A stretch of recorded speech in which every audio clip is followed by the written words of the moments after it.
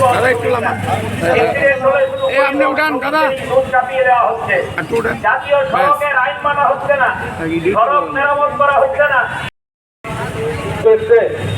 আমরা কিছুক্ষণ দাঁড়িয়ে নীরবতা পালন করব। রোড ট্রান্সপোর্ট ওয়ার্কার্স ফেডারেশনের রাজ্য সভাপতি মনোজিৎ ঘোষ গত 15 মাস আমাদের মোটর শ্রমিক ইউনিয়নের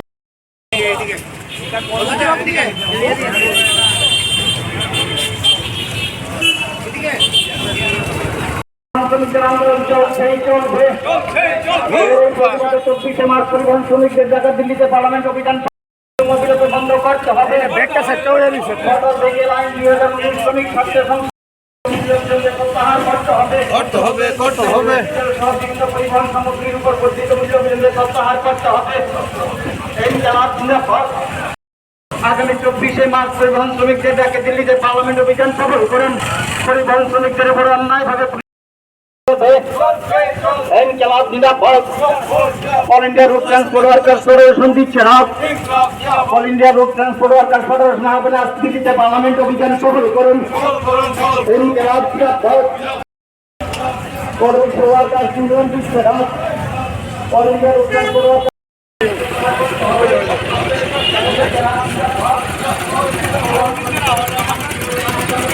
বৃহত্তম একটা সংগঠন, বিশেষ করে পরিবহন শ্রমিকদের। সারা দেশে 10 কোটির উপর পরিবহন শ্রমিক কর্মরত। কয়েক কোটি গাড়ি চলাচল করে, হালকা যান থেকে ভারী যান পর্যন্ত। এখনো দেশে, ভারতবর্ষে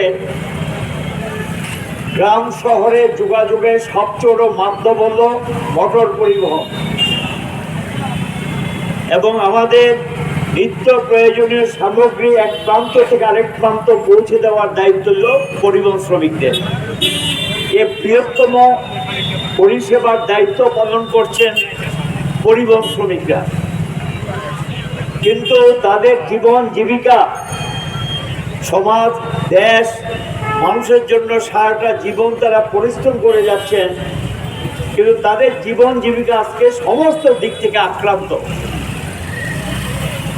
তাদের বেতন ঠিকমতো মিলছে না, কোনো ভাতা মিলে না, এবং তাদের চিকিৎসার জন্য কোনো ব্যবস্থাপনা নেই।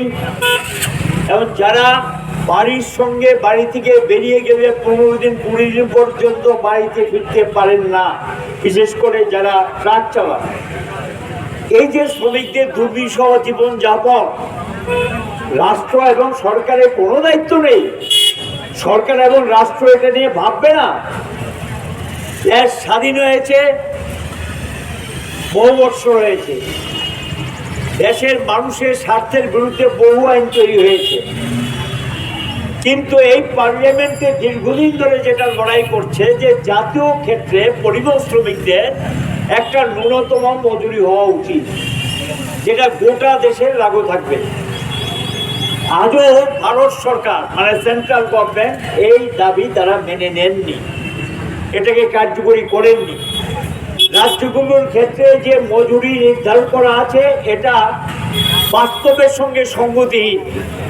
এতে সংসার চলে না, ছেলে মেয়েদের পড়াশোনা করাতে পারেন না। কাজে আমরা চাই মজুরি যা এখন পাচ্ছেন এটা কয়েক গুণ বাড়াতে হবে।